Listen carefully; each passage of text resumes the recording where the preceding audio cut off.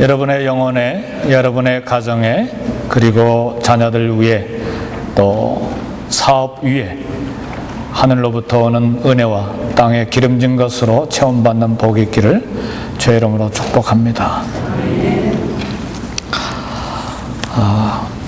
우리나라가 몹시도 가난하던 때가 있었습니다. 내가 그제 신문을 보니까 2010년도에 한국 경제 무역 경쟁력이 세계 7번째 이렇게 많은 무역을 한 결과를 얻었습니다. 그리고 경제적인 능력이 세계에서 13번째 나라로 이렇게 결산이 됐습니다. 그러나 불과 얼마 전만 해도 우리는 배가 고팠던 시절이 있었습니다. 저도 어렸을 때 무밥을 많이 먹고 자랐습니다.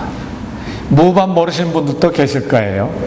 쌀과 보리가 모자라니까 솥 제일 밑에다가 무를 잔뜩 깔아놓고 밥을 해서 이렇게 배불리 먹어야만 했던, 그리고 저녁에는 국밥을 많이 먹었습니다. 밥이 모자라니까 거기 물을 많이 붓고 김치 썰어서 넣어서 양을 부풀려서 배를 채워야만 했던 그런 시절들이 우리에게 있었습니다. 그 외에도 우리 그거 다 이야기하려면 오늘 끝이 없겠죠. 근데 어느덧 우리나라가, 한국이 이제 경제적으로 좋아지고 또 물질적으로 풍족해졌습니다. 그런데 먹을 것만 해결이 되면 좋겠다, 그런 먹을 것을 해결하는 것이 소망이었던 그런 옛날이었는데, 오늘 그것들이 점점 해결돼 가고 있는데 우리 안에 만족이 없어요. 그리고 공허하고 삶의 의미가 상실이 되고, 또 어떤 사람들은 절망감을 많이 갖게 되고, 또 어떤 사람들은 끊임없이 염려와 근심, 걱정이 눌려서 사는 그런 우리의 모습을 봅니다. 우리 한국의 자녀 교육 열정이 얼마나 많습니까? 미국 대통령 오바마 대통령이 여러 번 미국 이 교육계에 도전하느냐라고 한국을 인용할 정도로 교육열이 높은 나라입니다.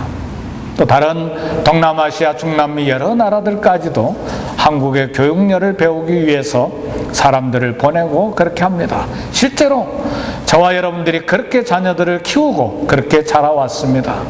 그래서 소 팔고 논을 팔아서라도 부모는 먹지 못하고 쓸 것 쓰지 못하고 옷을 입지 못한다 할지라도 내 자녀만큼은 제대로 가르치겠다 하고 대학을 보내고, 그래서 그들이 잘 되도록 후원을 했습니다. 근데 그 결과 그 자녀들이 과연 부모의 뜨거운 사랑과 그 열정을 만분의 1이라도 알고 있는가? 그렇지 못하다는 사실이에요. 내가 다 그렇게 열심히 했고 내가 다 그렇게 잘한 줄로 알고 고마운 마음도 없어요. 부모를 그만큼 보살피고 있는가? 그런 것도 없어요. 얼마 전에 신문에 보니까 미국에 유학을 보내는데 유학생이 한국에 돌아와서 용돈이 모자란다고 부모를 칼로 찔러 죽이는 그런 일도 있었잖아요. 그러니까 이것도 참, 자녀 교육이 과연 우리 삶의 목표인가에 대한 회의가 있다는 것이죠. 우리가 사업을 일으키기 위해서 밤잠을 자지 않고 새벽부터 일어나서 밤늦게까지 일해서 어느 정도 사업을 일으켜 놓고 이제는 성공했다고 생각하는데 50대가 되고 60대가 돼서 뒤를 돌아보니까 이것도 허무한 생각이 들어요. 허탈감이 들어요. 헛된 인생을 살았다는 생각이 들어요. 그리고 절망감이 있고, 그리고 거기에 우울증이 따라오고, 그리고 어떤 사람들은 자살하고. 그래서 한국이 요즘에 와서 자랑하지 못할 1등하는 것이 있는데 세계에서 자살 순위가 첫 번째 나라가 됐어. 왜 이런 현상이 생기는가? 삶의 의미와 삶의 보람과 삶의 목적을 잃어버렸기 때문에 그렇습니다.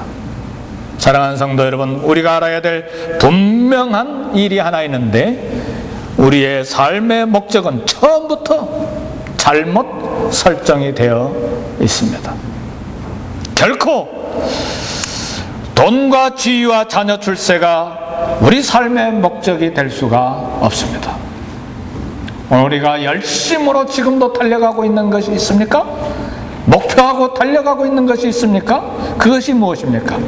그것이 만일 돈이라면, 그것이 만일 출세라면, 그것이 만일 우리의 이름을 사회에 높이 내는 그런 명예를 얻는 것이라면 삶의 목표가 분명히 잘못되어 있고, 그것을 다 성취한다 할지라도 다시 돌이켜볼 때 그 안에 절망감, 그리고 삶의 허무, 그리고 거기에서 생의 의미를 상실한 결과로 오는 만족이 없는 상태를 발견하게 될 것입니다.